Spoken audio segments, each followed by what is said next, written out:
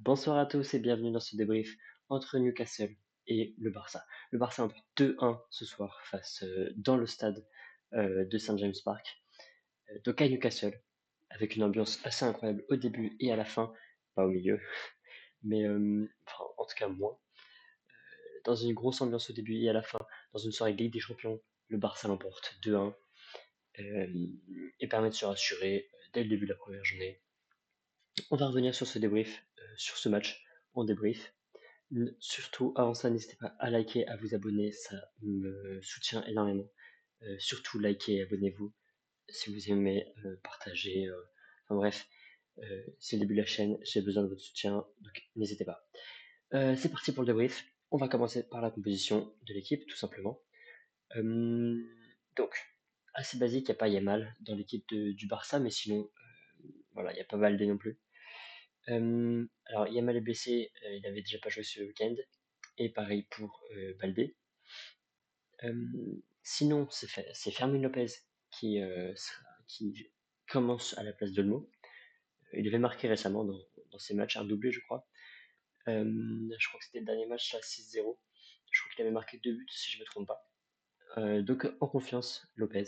Il commence le match. Et sinon, pas d'autre de surprise du côté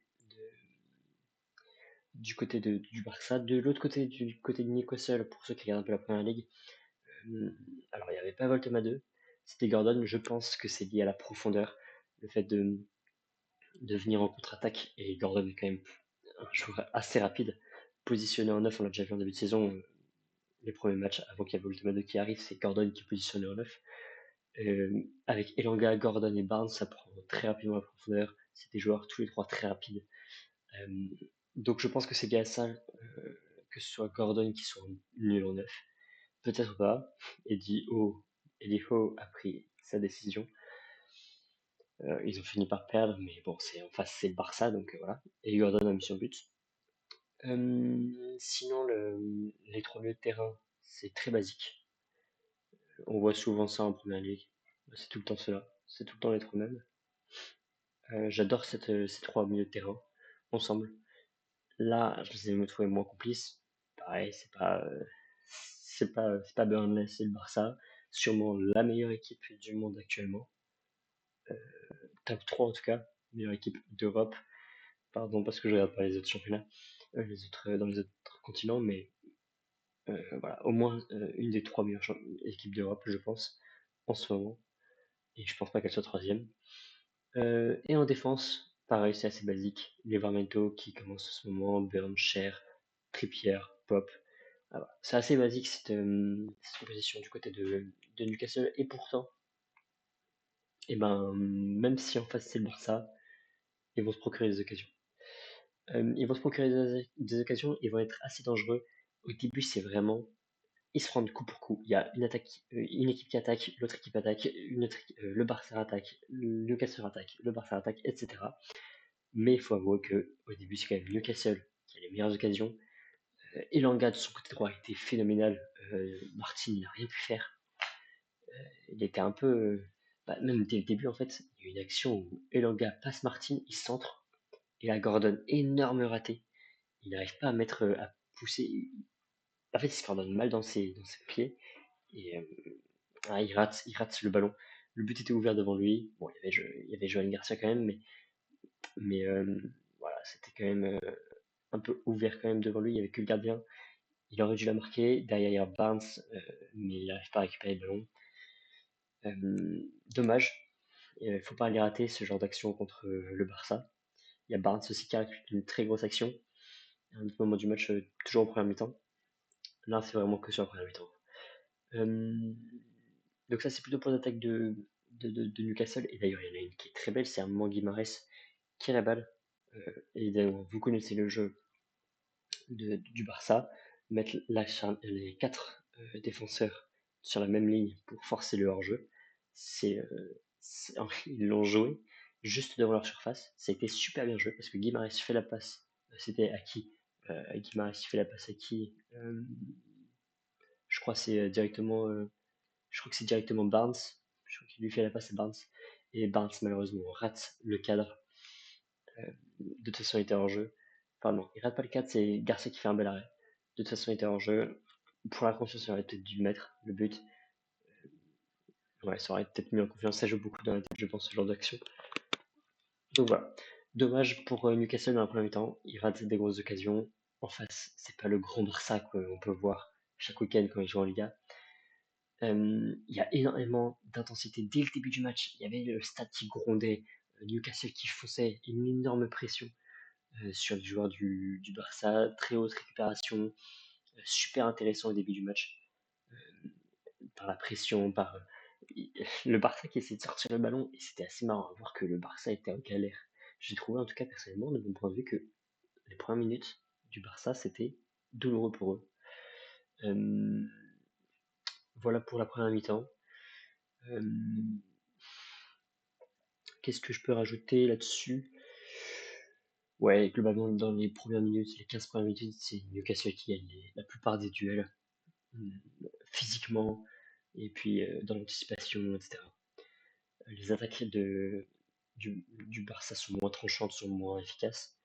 De l'autre côté, là, de ce côté-là, à chaque fois, c'était un Rashford qui essayait de passer Trippier. Trippier a été très bon là-dessus. Je pense qu'il gagne tous les duels face à Rashford. Je, Vous savez quoi, on va regarder maintenant le nombre de duels, je crois qu'il a gagné quasiment tous. Ouais, c'est ça, tous. Il a tous gagné, pas les aériens, mais duels sur le terrain gagné, donc c'était surtout face à Rashford. Il les a tous gagnés. Il était très bon là-dessus. Bon match de Trippier défensivement. Hmm, voilà, Newcastle était surtout dangereux en contre, puisque Gordon, Barnes et Leonga sont trois joueurs qui sont très rapides. Donc ça, c'était plutôt toujours la première mi-temps. En tout cas, quelle intensité. Ça switch d'une surface à l'autre. C'était génial. J'ai adoré. Deuxième mi-temps, pareil, on reprend sur les mêmes bases. Récup très haute de Newcastle. Match très serré, puis euh, va venir le but. Premier but de Rashford. Premier but de Rashford, ça vient de Koundé, côté droit. Alors, attendez, je regardais juste à c'est 58e minute. Quelle minute je regardais?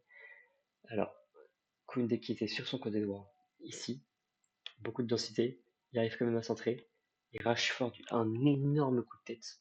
Énorme coup de tête qui va au point de pénalty, hein. Donc de loin en plus, qui va foncer dans les cages. Pff, quel but.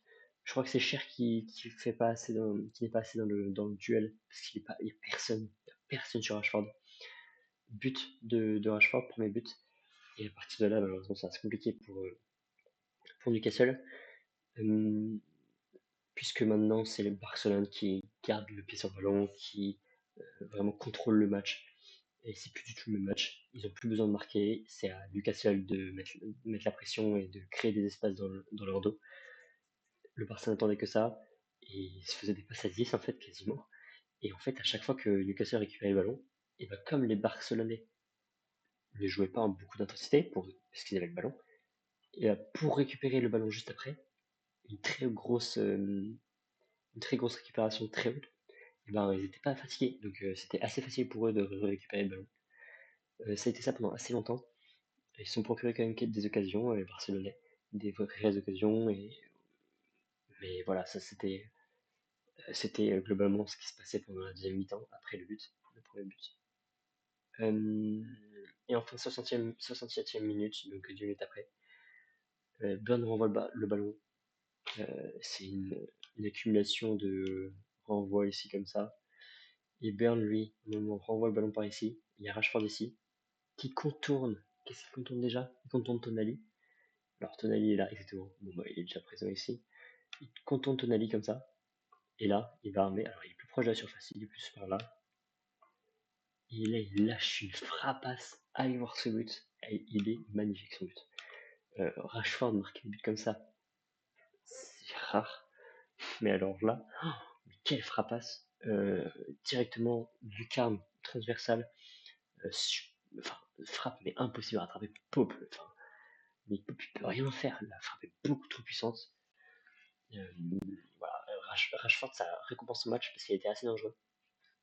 Il a tenté des duels. Bon, Trippier était meilleur sur les duels, mais il apportait de la dangerosité et de la rapidité dans le jeu. Et c'est ce qu'il faut d'ailleurs pour réussir un bon match. Donc voilà. 2 buts de Rashford dans ce match. Top performance de Rashford qui récompense largement ce match et son titre d'homme du match. C'est complètement mérité puisque c'est le seul buteur euh, jusqu'à la 89e minute. Puisqu'évidemment, Newcastle, dans un espoir de folie, dans un, dans un dernier moment de folie, juste avant les arrêts de jeu, Guimarães, bon tempo, passe à Murphy, parce qu'évidemment il y a la ligne du hors-jeu encore, donc il faut trouver le bon tempo pour que Murphy ne soit pas hors-jeu. Il le trouve, Murphy qui centre, Gordon qui finit. Ça récompense également son match, parce que Gordon était très, très dangereux. Euh, voilà. Que dire de plus? Ça fait 2-1, il y a 7 minutes d'arrêt de jeu, ça pousse, évidemment. Barcelone fait tout pour gagner du temps, les changements, les blessures, etc. C'est normal, c'est le foot. Je pense qu'ils peuvent être frustrés parce que quand tu as 7 minutes comme ça et que les 7 minutes partent un peu en gâchis, la moitié ne sont pas joués, je pense qu'ils ont été un peu déçus. Mais c'est comme ça, le Barça était quand même meilleur. Ils ont contrôlé leur match, ils ont marqué, ils ont gardé le ballon quand il fallait, etc. Ils ont bien géré leur match. Bravo Barça. Euh, voilà, j'ai noté tout ça. 3 hors-jeu quand même du côté de Newcastle. Évidemment, bah, on connaît la force défensive du Barça, même si c'est assez risqué. 3 hors-jeu. Pour les bonnes performances, j'ai trouvé que Elanga du côté de Newcastle, c'était vraiment un élément très très perturbateur pour Barcelone. Euh, Très dangereux. En face de lui, c'était Martin, c'était pas Baldé. Mais voilà, Elanga, ça reste un joueur très rapide et à surveiller. Gordon aussi, j'ai trouvé plutôt bon. Euh, voilà, Guimarães, il a eu des bons moments aussi. Et Trippier dans ses duels défensifs, c'était nickel. Et par contre, du Barça, c'est Koundé qui a fait une très grosse deuxième mi-temps, impassable, j'ai trouvé. Je pense qu'il gagne la plupart de ses duels d'ailleurs dans son côté droit. Hop. Duel gagné 6 sur 7. La charnière a été bonne. Koubarsia, Oro. Pedri, bah alors là, Pedri, c'est un travail dans l'ombre. Il n'est pas aussi extraordinaire que d'habitude. Voilà, 9 duels gagnés. Pour ce qui est des récupérations, il a dû en faire plein. 6 récupérations, 4 tacles. Les passes dans le dernier tiers, il en a dû en faire plein. 14. Enfin, voilà, Pedri, c'est un homme très discret, mais tellement fort. Rafinha était dangereux aussi. Je pense qu'il a fait pas mal de duels gagnés aussi. 4 occasions créées, c'est celui qui en a créé le plus, d'après Fatmob. Voilà, c'était pas le meilleur match non plus de Rafinha, hein. Il y a beaucoup de gâchis dans son jeu, malheureusement, aujourd'hui, j'ai trouvé. En tout cas, Rashford, incroyable performance, c'est l'homme du match, il n'y a pas de débat. Même si face à Trippier, c'était difficile, et ben, en fait, c'est lui qui marque les 2 buts, il perd un but pour se retrouver de l'autre côté, côté droit, pour aller marquer son but en pleine lucarne. Il se retrouve au centre pour mettre son premier but de la tête. Top performance de Rashford. On va venir sur les stats rapidement avant de se quitter. Euh, 64% de possession pour Barcelone. Évidemment, c'est surtout en deuxième période quand ils gardaient beaucoup de ballons. Vous voyez hein, les buts attendus, c'est très équilibré, puisque au début de première période, ils se rendaient coup pour coup. Nombre de tirs est quand même supérieur du côté du Barça, mais nombre de tirs cadrés, c'est pour Newcastle. Voilà, c'est dommage. Et ils ont d'ailleurs un meilleur XG aussi. Hein. Ils ont sous-performé leur XG, puisqu'ils ont marqué qu'un seul but, alors que les XG, c'est 1,46. Ouais, c'est dommage pour Newcastle. Ils auraient pu espérer mieux, enfin faire mieux. Et des gros ratés au début du match qui coûtent cher, je pense, à la fin. Et voilà. J'ai pas trop, j'ai pas d'autres choses à rajouter. On peut rapidement regarder le classement. Puisque Francfort a fait un très gros match face à Galatasaray 5-1. Ils prennent la tête du classement, Paris deuxième avec 4-0 hier. Ils sont à égalité, plus 4 de différence de but. Barcelone, donc 12e, juste derrière Liverpool. Dans les 8 premiers, on retrouve Bayern, Arsenal, Inter, qui vont peut-être pas beaucoup la quitter. En tout cas, Bayern, Arsenal. Manchester City vont peut-être monter là-dedans. Et derrière, à la fin, l'Atalanta qui est dernier. Napoli, évidemment, aussi, qui perd contre City 2-0. J'ai fait un débrief d'ailleurs, n'hésitez pas à y voir. Les gars, je vais vous laisser là-dessus. N'hésitez pas à vous abonner, n'hésitez pas à liker, ça me soutient beaucoup. J'espère que vous le ferez, merci à tous ceux qui le feront. Et on se dit à très vite. Ciao.